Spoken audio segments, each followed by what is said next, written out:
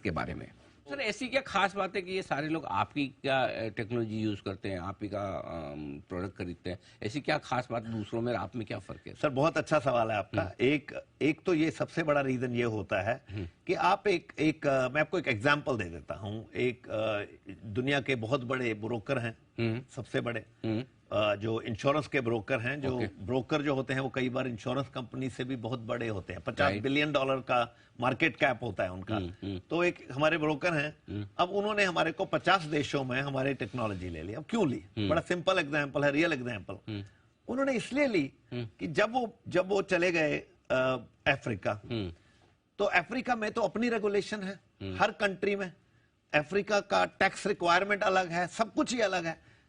फिर वो गए सिंगापुर बिल्कुल ही अलग है। फिर वो गए कनाडा, वहां बिल्कुल ही अलग है, और सब कुछ अलग है। अब अगर हर कंट्री में जब वो गए तो उनको अफ्रीकन सोल्यूशन मिल गया। एक अफ्रीका ने बोला मैं सोल्यूशन देता हूं। अच्छा। कनाडा में कनाडा का सोल्यूशन मिल गया। तो जब वो उनको मिल रहा था वो सोल्यूशन, तो वो अलग अलग सोल्यूशन आ रहे थे, उनके खर्चे बढ़ रहे थे। हम गए और हमने बोला हम आपको ऐसा सोल्यूशन देंगे, एक ही सोल्यूशन है, इसमें आप जैसे हम स्विच ऑन और लाइट ऑन और ऑफ करते हैं, इस तरह से आप अफ्रीका में, बोट्सवाना में ये जो फीचर है टैक्स का, ये वाला फीचर, इसको ऑन कर दें। सिंगापुर में जाके इसको ऑफ कर दें। प्रोडक्ट सेम है, कोड भी सेम है, सब कुछ सेम है, फंक्शनैलिटी। क्या बात है। तो सिस्टम एक दे दिया। 50 देशों में एक ही सिस्टम लग गया, तो उनका खर्चा एकदम गिर गया। पहली बात तो। दूसरी बात, आपको रिपोर्ट निकालनी है। एक सीएफओ बैठे हैं अमेरिका में, उन्होंने बोला यार मुझे अफ्रीका की रिपोर्ट चाहिए और आज मुझे सिंगापुर की भी रिपोर्ट चाहिए। उसने ऑनलाइन ही जाके वो रिपोर्ट पुल आउट कर ली, क्योंकि सिस्टम तो सेम है ना। करेक्ट। तो ये जो फायदे होते हैं कि कॉमन कोड बेस के, और हम ही एक प्लेयर थे जिसने ये पूरा ग्लोबल सोचा। उसने सोचा हम कोई और प्लेयर नहीं है सर इसमें जो कॉमन आर्किटेक्चर सोच रहा है, जो सोच रहा है कि मुझे ऐसा सिस्टम देना है जो पूरी दुनिया में चले। तो लोग क्या कर रहे थे कि एक सोल्यूशन अमेरिका में एक अलग कंपनी दे रही थी और ऑस्ट्रेलिया में कोई और कंपनी दे रही थी। तो हमारे को एक अपॉर्चुनिटी मिल गई, हमने वो अपॉर्चुनिटी को यूज करके हम पूरी दुनिया में इसी तरह फैल जाते हैं कि हम वो सोल्यूशन सेम देते रहते हैं उस इंस्टीट्यूशन को, हर इंस्टीट्यूशन को। बिल्कुल। तो मतलब रेडीमेड सॉल्यूशन सारे देशों के लिए एक साथ मिल जाए तो फिर इधर इधर दिमाग लगाने की जरूरत क्या है। तो ये बड़ा डिफरेंस करने वाला फैक्टर आपने बताया। जुलाई में इशू लाने वाले हैं आप, तो बताएं सर कि 100% आपकी एबिक्स इंक की सब्सिडरी है, पूरी 100% हिस्सेदारी अभी प्रमोटर के पास है, राइट? जी हाँ। तो आप कोई, अच्छा, आपके कोई प्राइवेट इक्विटी इन्वेस्टर नहीं? नहीं सर, कोई भी नहीं? कोई भी नहीं। जरूरत ही नहीं पड़ी सर, जरूरत ही नहीं पड़ी कभी भी। क्या बात है। नहीं तो आजकल तो हम सारी नए जमाने की कंपनियों में तो इशू आया नहीं कि प्राइवेट इक्विटी इन्वेस्टर पहले प्रेशर बना के भाई लाओ इशू हमको निकलना है। आपके केस में ऐसा नहीं? सर वो ऐसा नहीं है। उसका मेन रीजन ये था कि वो उन कंपनीज को जरूरत पड़ती है जिनको प्रॉफिटेबिलिटी नहीं है। जब प्रॉफिटेबिलिटी कम होती है या नहीं होती है तो आपको पैसा चाहिए बाहर से। Correct. मगर अगर मेरे बिजनेस में पैसा ही क्रिएट हो रहा है तो हमारी कोशिश ये थी कि हम उस बाहर से क्यों लें।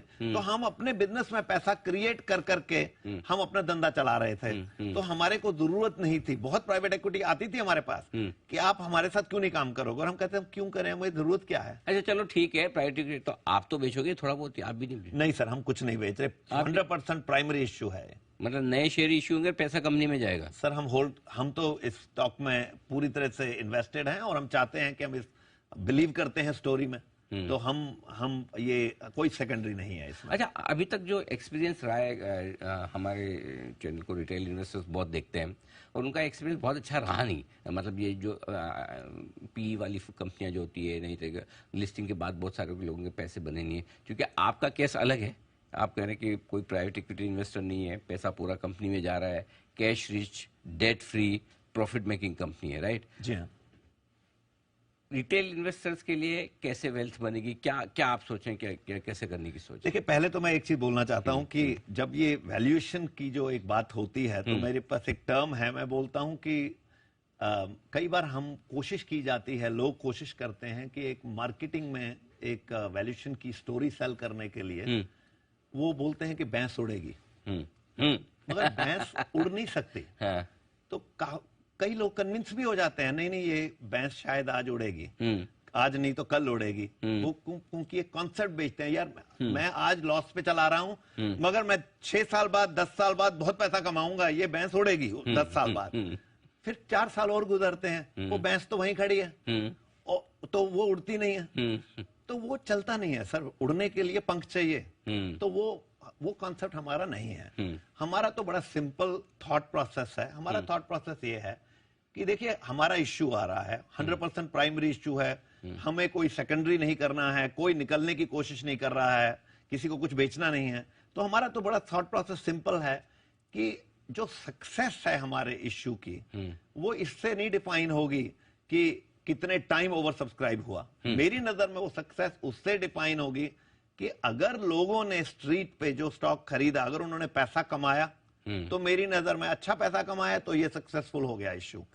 अगर हमने पैसा 6000 रेज कर लिया, करोड़ 6000 करोड़ रेज कर लिया और मगर लोगों ने पैसा नहीं कमाया तो ऑनेस्टली मैं इस इश्यू को फेलियर मानूंगा। तो फिर तो सर उसके लिए तो आपको इशू बड़ा अट्रैक्टिवली प्राइस करना पड़ेगा जिससे कि लोग पैसा बनाए।